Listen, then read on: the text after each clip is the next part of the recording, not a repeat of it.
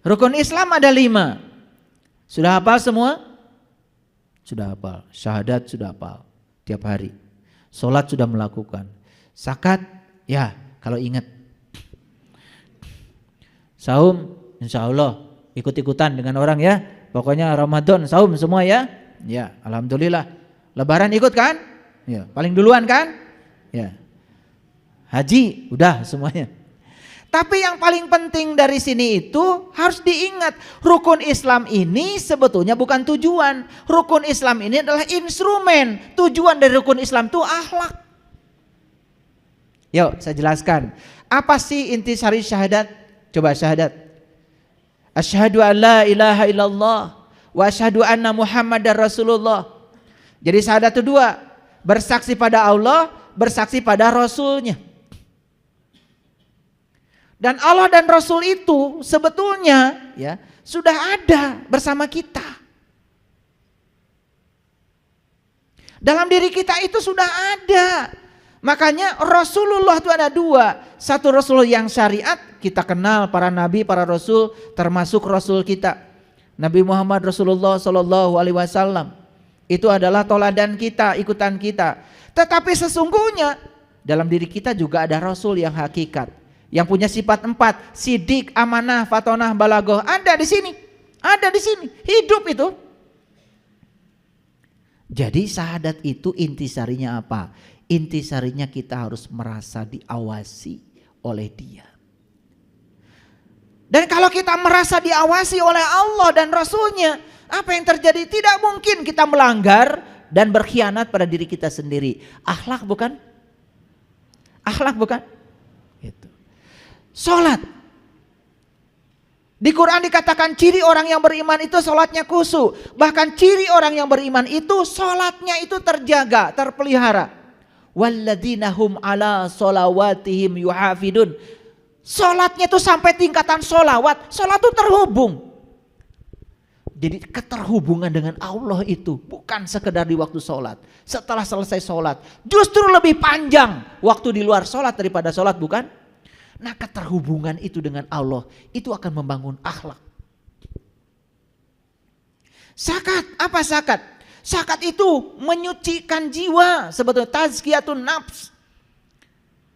Yuk, syariatnya kita mengeluarkan kemelekatan pada harta. Tetapi yang tersucikan adalah jiwa kita, bukan? Saat kita melepaskan kemelekatan pada harta, tersucikan jiwa kita. Dan orang-orang yang melekat pada uangnya, kotor jiwanya. Dan ciri orang yang kotor jiwanya itu gampang mendeteksinya, pelit. Paham? Jadi kalau cari orang yang kotor jiwanya nggak usah periksa, pakai ronsen, mau katingali, pentaan duit.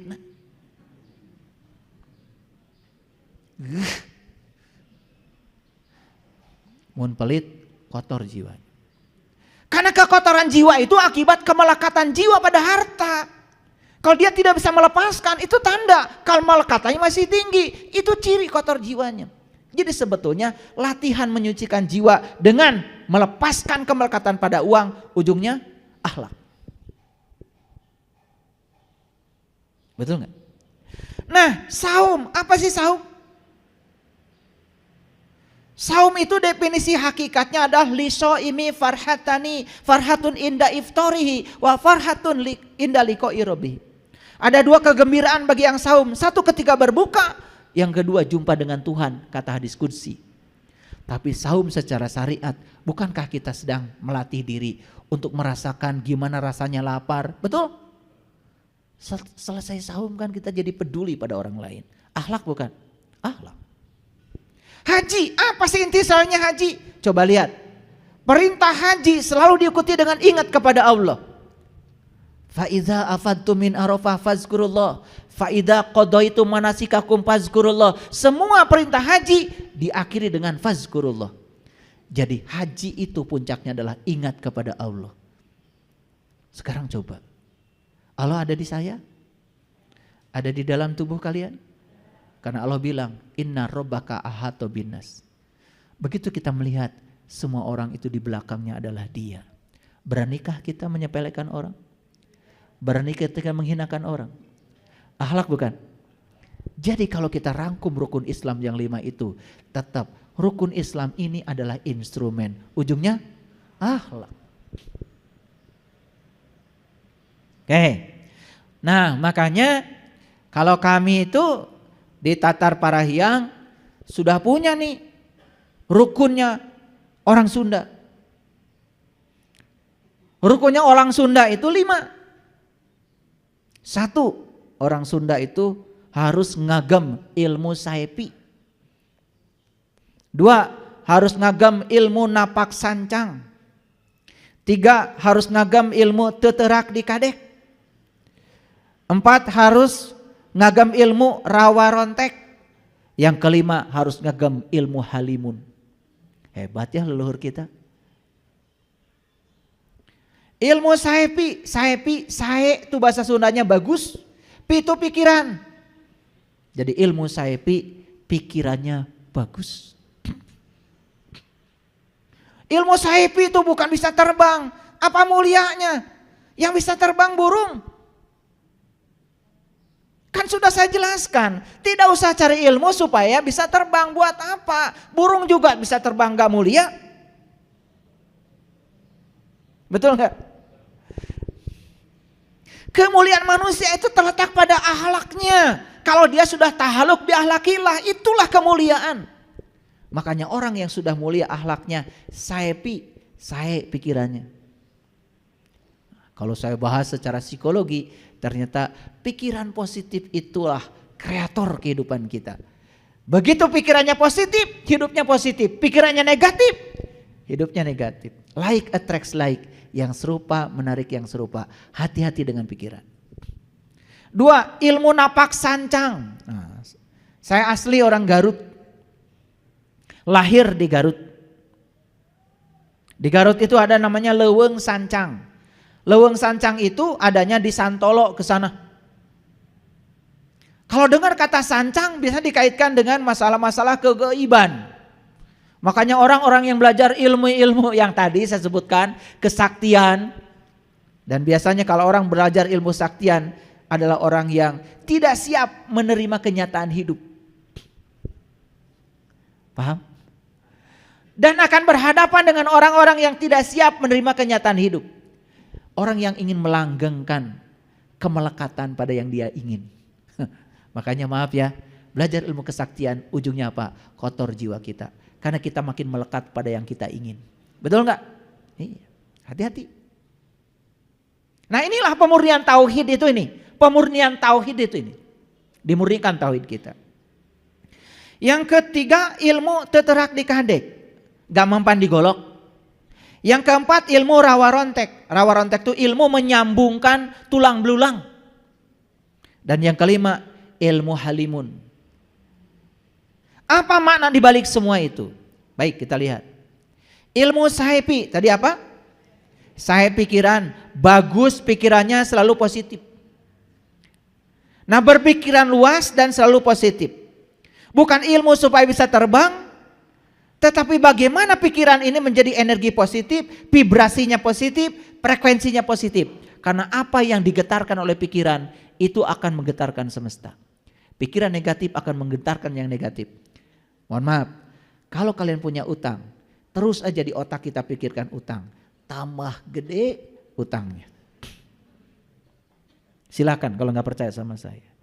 Makanya di buku The Secret itu, ya, Ronda itu mengatakan, kalau kamu punya utang, lupakan kata utang, ganti dengan kata berkelimpahan. Utangnya lunas, saldonya nambah. Saya sudah buktikan. Saya punya cicilan rumah, saya punya cicilan mobil. Di otak saya nggak ada cicilan. Diganti berkelimpahan. Waktu transaksi ngambil rumah, saya bilang begini transaksinya. Di depan notaris. Ini rumah bukan punya saya. Saya hanya hak guna pakai sepanjang saya dikasih nafas. Ini rumah punyamu ya Allah. Ini rumah milikmu ya Allah. Karena bukan punyaku. Ini punyamu. Tolong engkau yang cicil. Itu transaksi saya di notaris. Bener loh. Ya memang begitu kan? Betul nggak omongan saya? Apa yang salah? Kan bukan punya saya. Nggak ada milik saya. Kan Allah bilang, lahu ma fis samawati wa ma fil ar. Yang di langit punyaku, yang di bumi punyaku, bahkan di antara keduanya punyaku, bahkan diri saya pun punya dia. Terus yang mana punya saya? Awas, kalau nyicil mobil diambil leasing karena kalian salah transaksi.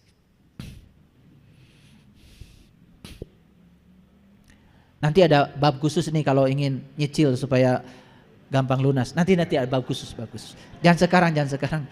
Kalau sudah masuk bab ini biasanya langsung mata terbelalak gitu ya. Saya tahu kalian cicilannya banyak, tapi nanti sebentar. Jadi ilmu sahipi itu akhlak bukan? Sakti enggak? Nih saya kasih tahu, semua orang yang pikirannya positif sakti, hidupnya menakjubkan.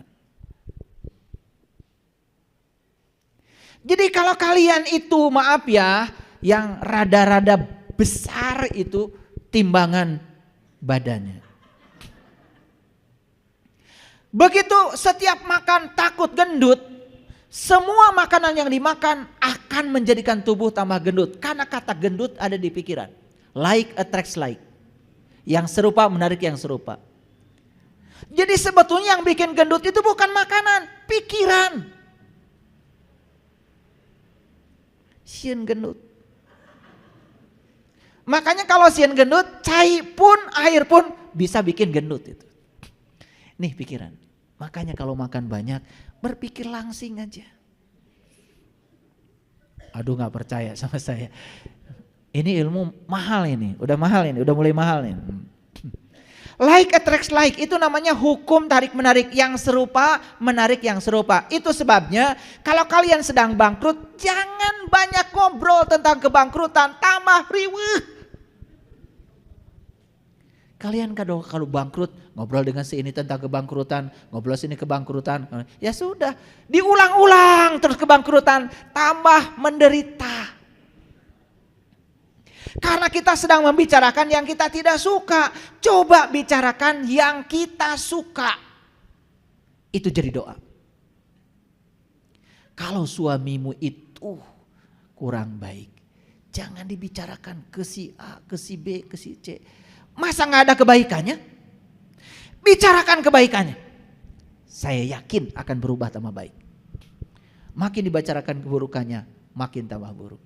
Aneh kita itu, pengen pasangan kita tambah baik, tapi yang bicarakan kemana-mana selalu keburukannya. Siap-siap keburukannya akan bertambah.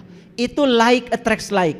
Itu hukum tarik menarik. Agak saintifik sedikit ya kuliahnya. Gaul dikit. Paham sampai di sini? Jadi ilmu saipi ngerti? Ya, itu. Tidak usah baca ini sekian ribu kali supaya kamu bisa terbang. Nggak perlu. Mau terbang kemana? Mau terbang kemana? Mau nyopet kalian? Dan saya khawatir aja kalau kalian bisa terbang, nyopet. Begitu kita punya kesaktian, pasti dorongannya itu, hawanya itu pasti pada yang jelek. Begitu kita melanggar hukum alam, maka dorongannya pasti yang jelek. Makanya sakti itu apa tadi? Akhlaknya mulia. Para nabi, para rasul sakti. Nah makanya kalau nonton film para wali itu keliru. Kalau wali itu kerjaannya shot. Bukan. Para wali itu enggak begitu. Para sunan, para wali itu mengajarkan kesaktiannya dengan akhlak. Bukan itu. Kalian mau jadi burung? Apa mulianya? Berkesana burung biasa aja. Betul enggak? Ini supaya ngerti. Yang kedua, ilmu napak sancang. Sancang itu laut. Jadi bukan ilmu supaya bisa berjalan di atas air. Buat apa kalian belajar di air? Buat apa? Lauk kayak geleyengkan tuh, geleyengkan biasa.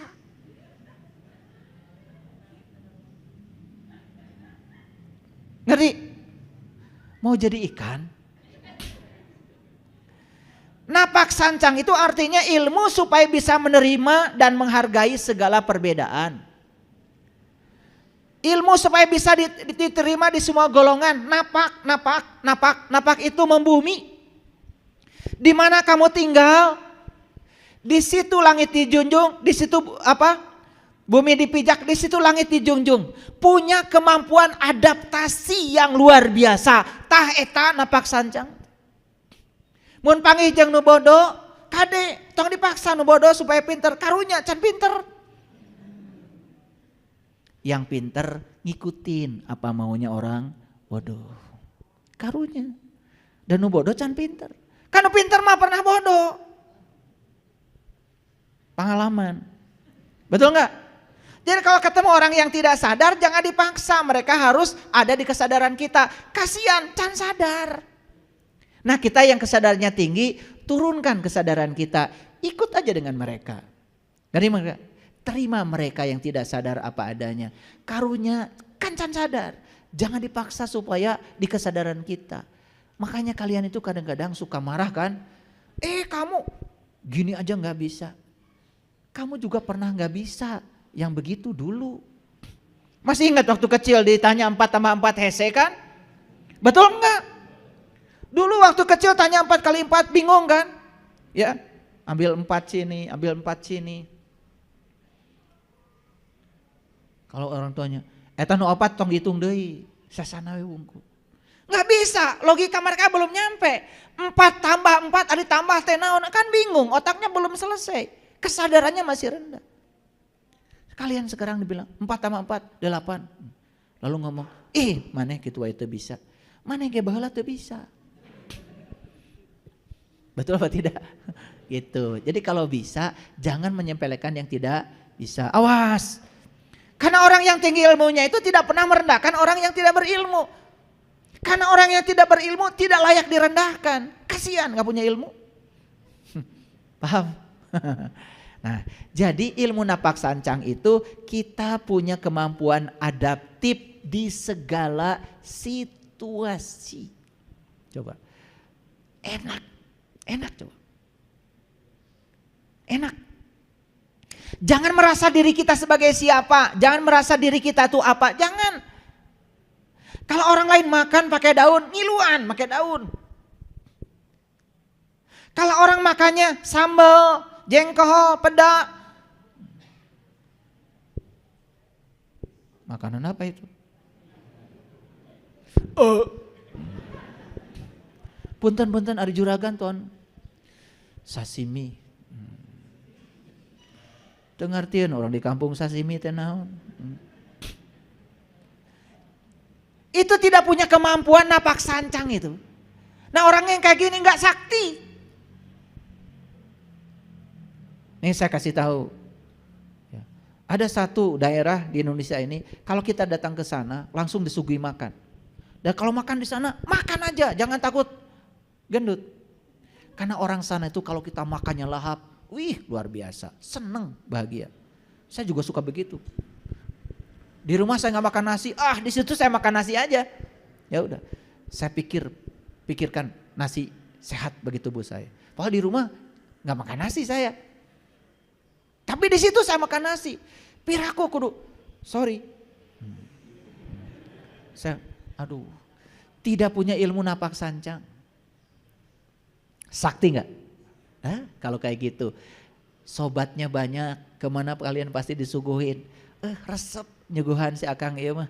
Mani lahap tuangna, anjing ka dieu deui nya, gratis deui pasti. Betul enggak? Iya, itu sakti kan? Waduh, sakti. Nah, itu sakti itu begitu. Bukan ada tumpeng di sana lagi hajatan. Kumaha carana milihkeun tumpeng? Udah, pakai tuyul, pakai jin, kuntilanak, pindah ke sini ya. Itu enggak sakti. Ya, tolol itu. Yang sakti mah, assalamualaikum. Akang, asa kantos tepang, pura-pura, ya gitu.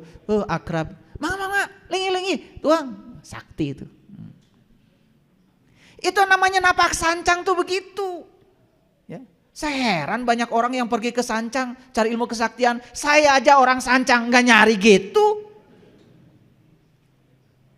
Saya pernah suatu saat udah ngobrol, Wihti mana Pak? Namanya Wihti Sancang. Wah cerita ini cerita itu, pura-pura nggak tahu aja. Udah habis tuh cerita bohongnya. Saya bilang, abdi mah asli Pak di situ. Ngojai teu leuletik di Sancang. Ternyata bohong. Ngeum di Lawang Sancang 40 hari 40 malam, insya Allah tiris. Ya, bukan sakti.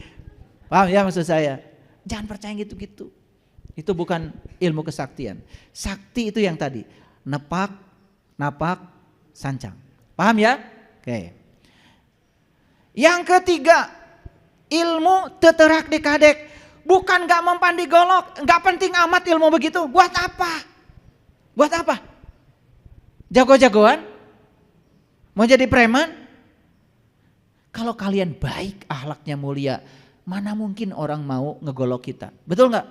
Kalau kita pergi kemanapun penuh cinta kasih, berehan, asihan, gak mungkin orang golok kita. Gak mungkin, gak mungkin.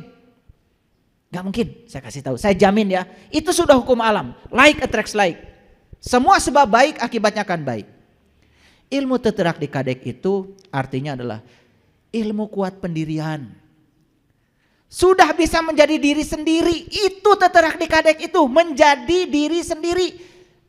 Kalian mah teu payaan, tersinggungan, baperan, nah itu belum sakti tuh. Orang yang sudah sakti itu sudah menjadi diri sendiri, selesai dengan dirinya sendiri, gak ada lagi konflik. Ciri orang yang sudah menjadi diri sendiri itu ada 4. Satu, sudah bisa menerima dirinya apa adanya. 2, sudah bisa mengenal dirinya luar dalam. Sudah tahu diri. Yang ketiga, hidupnya sudah tidak menggunakan lagi perbandingan. Dia tidak pernah bandingkan dirinya dengan siapapun. Selesai. Yang keempat, sudah menemukan bakat ilahi yang ada dalam dirinya sebagai berkah. Dan siapapun yang sudah menemukan bakat ilahi pada dirinya, namanya personal genius zone, bahasa Inggrisnya PGZ, maka dia akan memiliki arti hidup. Jadi siapa orang yang punya arti hidup itu? Orang yang sudah menemukan bakatnya. Nih saya kasih tahu. Ya Allah, ternyata saya tuh jenius di bidang nyiksik bawang. Itu tuh jenius karena tidak semua orang loh bisa nyiksik bawang. Baru sebentar nyiksik bawang udah keluar air mata. Sedih kalau nyiksik bawang itu. Saya kalau motong-motong di bawah sedih. Kayak suka gini, istri saya nanya kenapa? Sedih. Tapi ada orang yang kuat matanya, motong-motong bawang berapa banyak pun gak masalah. Oh berarti dia jenius di bidang potong-memotong bawang, bikin catering. Betul? Pindah tuh uang dari rekening orang ke rekening dia. Sakti enggak? Sakti. Sakti. Nih saya kasih tahu. Kalian semua itu dari ujung sana sampai ujung sini.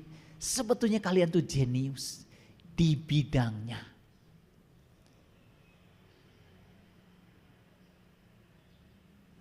Kalian sukanya main bola aja. Mungkin kejeniusannya mengolah bola. Ini belajar matematika jadi idiot. Ngerti maksud saya? Ikan jenius gak? Dalam bidang apa? Berenang. Ikan itu akan kelihatan idiot kalau disuruh manjat pohon. Siapa yang idiot? Yang nyuruh manjatnya. Ngerti maksud saya? Monyet jenius gak? Bidang apa? Manjat pohon. Monyet disuruh berenang, dimarah-marah. Kamu bodoh gak bisa berenang. Yang nyuruh renang sama monyet itu lebih parah dari monyet itu. Betul gak? Nih saya kasih tahu. Anak kita jangan dibilang bodoh. Semua anak kita tuh jenius di bidangnya. Karena saya pastikan setiap orang yang datang ke dunia ini direncanakan Allah untuk tujuan Allah, dan setiap orang diberkahi bakat. Makanya tugas kalian orang tua itu jadi fasilitator agar anak menemukan bakatnya. Begitu dia ketemu bakatnya, luar biasa. Yang bakat masak, jangan suruh belajar matematika, di dapur. Nanti jenius, dia punya perusahaan catering. Ngerti maksud saya? Tapi yang jenius matematika jangan suruh ke dapur. Salah terus, nanti bawang dihitung, pecin dihitung. Giliran ke warteg, udah jelas di warteg itu, Neng, ya. Tempe dihitung. Telur dadar dihitung. Di warteg sini cuma satu, Neng, yang gak dihitung, nasi. Udah sanggup matara dihitung tapi dibayar. Ngerti maksud saya? Nih saya kasih tahu. Kalian semua ini aduh luar biasa. Makanya saya tidak berani merendahkan siapapun, karena semua manusia itu setelah saya amati jenius. Cuman kita belum menemukan saya jeniusnya di bidang apa. Jadi kalau kita hidupnya tidak menakjubkan, salah tempat. Gitu aja. Saya kepada mahasiswa juga begitu. Kalian senang belajar fisika? Cari cing. Ternyata mereka itu saya tanya, kamu belajar fisika di sini disuruh siapa? Ternyata ibu bapaknya itu yang nyuruh dia belajar fisika. Anaknya nggak suka fisika, masuk di jurusan fisika, ketemu saya, ya salah jurusan. Akhirnya saya panggil, kamu itu nol terus. Kamu sukanya apa? Melukis papa. Pindah jurusan. Udah saya rekomendasikan pindah jurusan. Lukisannya bagus. Salah kolotna. Dia pengennya melukis masuk jurusan fisika. Ngitung terus. Ya sudah stres. Nih saya kasih tahu. Sampai sekarang saya mau nanya. Sudah pada menemukan apa sih jenius saya di bidang apa? Sudah menemukan belum? Nih saya kasih tahu. Kalau kalian belum menemukan itu, berarti hidupmu akan terus menerus tidak menakjubkan. Itulah pentingnya kita jadi diri kita sendiri. Makanya satu, ya, terima diri kita apa adanya. Dua, kenali diri kita luar dalam. Saya jenius di bidang apa, saya hobinya apa, itu. Nih kayak saya ngajar fisika dari pagi sampai sore, tidak merasa lelah. Kenapa? Karena saya tuh senang mengajar. Kalau ngajar tuh senang. Senang sekali. Sudah gak mikirin duit. Kalau senang itu. Duit mikirin saya. Ngapain mikirin duit? Biar duit mikirin saya. Betul gak? Ngapain cari duit? Duit dong cari saya. Kan saya lebih mulia dari duit. Kalian itu kadang-kadang menghinakan diri kalian sendiri. Ke dunia cari duit. Duit cari kita. Saya gak mau nyari duit. Duit dong cari saya. Saya kan lebih mulia. Ngerti maksud saya? Ini udah ilmu tingkat tinggi nih ya, jangan salah paham. Yang ketiga, jangan bandingkan diri kita dengan siapapun. Karena kita ini oleh Allah direncanakan untuk tujuan yang berbeda. Banget orang wenges beda. Yang keempat, temukan bakatmu. Nih Kang Dadan ini ya, kalau edit video, selesai ini, edit. Ayah, selesai. Ciptakan lagu. Beliau tuh menciptakan lagu, gak pakai ditulis dulu, kasih gitar langsung centreng. Kang Dan itu lagu neme pak, dikarang didinya. Jenius di bidangnya. Makanya kalau nyanyi bahagia. Kalian yang tidak jenius nyanyi coba, suruh manggung ke depan, bergetar. Betul gak? Itu. Ada orang yang tidak jenius bicara di depan publik. 2-3 orang aja di depan dia udah bergetar. Pipis. Nggak jenius, dipaksa harus gitu, nggak boleh. Nih, saya kasih tahu, kalian jenius di bidang apa? Nih, yang jenius dagang, nggak usah kuliah. Atau kuliah di tempat yang mengembangkan bisnis dia supaya lebih modern. Nih anak-anak tanya, ingin jadi apa? Jangan sudah dimasuki oleh otak kita, nanti jadi dokter jadi insinyur. Dari kecil kan gitu aja, betul nggak? Yang jadi dokter tuh Susan, ya kan? Paham sampai sini? Ilmu teterak dikadek itu adalah ilmu supaya kita punya pendirian, gak jadi orang lain. Selama ini kita ini jadi orang lain, sering berubah dengan apa kata orang tentang kita. Makanya kita tidak jadi diri kita sendiri. Hati-hati itu. Begitu kita tidak jadi diri kita sendiri, kita tidak akan menemukan bakat apa yang ada pada diri saya. Akibatnya apa? Kita kehilangan berkah dalam hidup. Karena apa? Tuh bisa ngojai, jika monyet dipaksa ngojai. Begitu kita berenang, idiot. Jadi jangan semua orang harus belajar matematika, harus pinter fisika, pinter kimia, enggak mesti.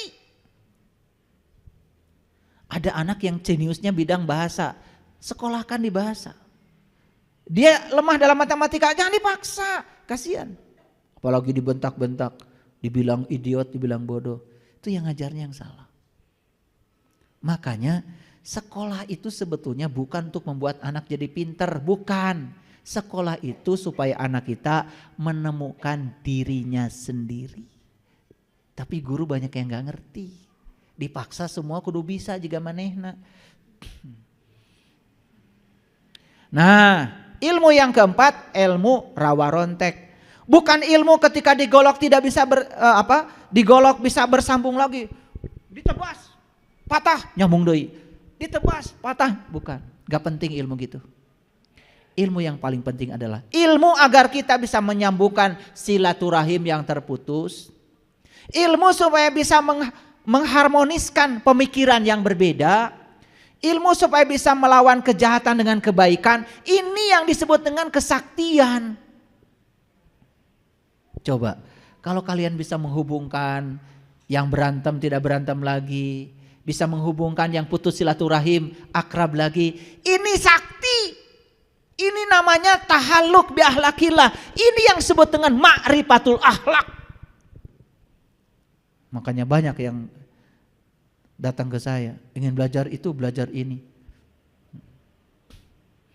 Dikiranya saya itu sakti mandraguna gitu, bisa. Saya enggak ngajar. Nah, yang kelima itu ilmu halimun. Tahu halimun? Halimun itu kabut. Bukan ilmu supaya bisa menghilang. Buat apa? Hari maneh ngalengit rek ka mana? Itu ada itu ya, orang mengajarkan ya kepada saya dulu dalam pencarian saya. Wirid ini supaya enceptet biasa ngalengit. Hoream saya mah ngalengit. Rek naon? Rek ngalengit ka mana? Betul enggak? Itu geus puguh urang diayakeun ku Allah di dia teh supaya aya, lain supaya ngalengit.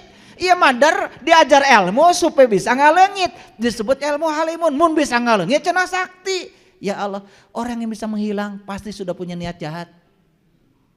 Nah, orang baik mah teh sieun ku naon? Betul enggak? Iya, cari cing di dieu. Nah, sieun ku naon? Jadi yang namanya ilmu halimun itu sebetulnya ilmu supaya bisa bersembunyi di tempat terang. Ilmunya banyak tapi nggak sombong, biasa aja tawadu. Hartanya banyak, mobilnya banyak, gak pameran. Bajunya biasa, orang lain lihat dia biasa aja. Itu ilmu halimun, sakti. Jadi sekarang ngerti ya ilmu halimun. Ilmu supaya kita bisa tawadu, rendah hati. Tidak usah menunjukkan kita ini siapa, karena memang kita ini tidak bisa apa-apa, tidak punya apa-apa, tidak tahu apa-apa, bahkan diri kita ini bukan siapa-siapa. Terus mau apa? Nyumput di caang, bersembunyi di tempat terang. Sama seperti orang lain. Sampai orang lain tidak tahu. Coba ada orang kaya raya tapi hidupnya biasa, sederhana. Dia juga nyaahan, asihan, dedehan, welasan. Pergi kemana tuh biasa aja. Tidak menunjukkan diri sebagai siapa. Disegani enggak? Dihormati enggak? Sakti. Tebogana naon tapi gaya.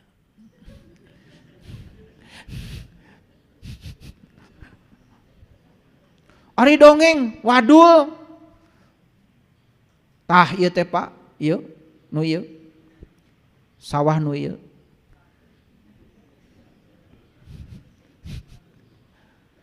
Ieu teh nu Pak Haji ieu, sawah ieu nu Pak Haji. Nu maneh mana? Itu nu abdi mah Pak.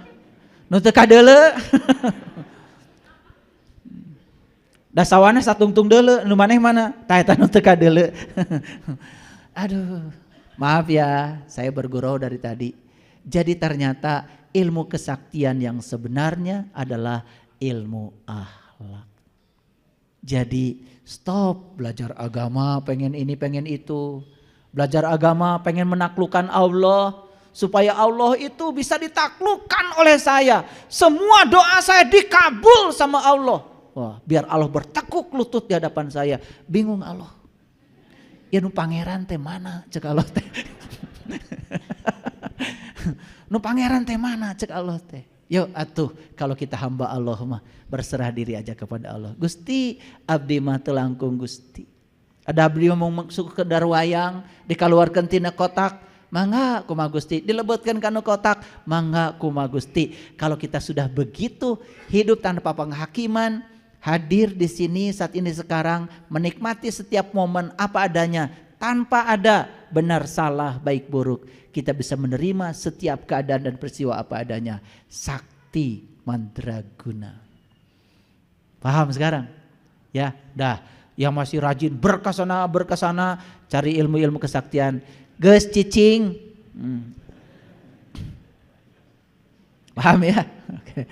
Itu ya para sahabatku semuanya, hari ini kita sudah menuntaskan satu episode kuliah kita Ma'rifat Akhlak. Kenali Allah, cara berbuatnya seperti apa, cara berbuat baiknya seperti apa, supaya kita bisa meniru perbuatan baik kita seperti Allah melakukannya. Wa ahsin kama ahsanallahu ilaika. Shadaqallahul adzim, barakallahu li wa lakum. Assalamualaikum warahmatullahi wabarakatuh.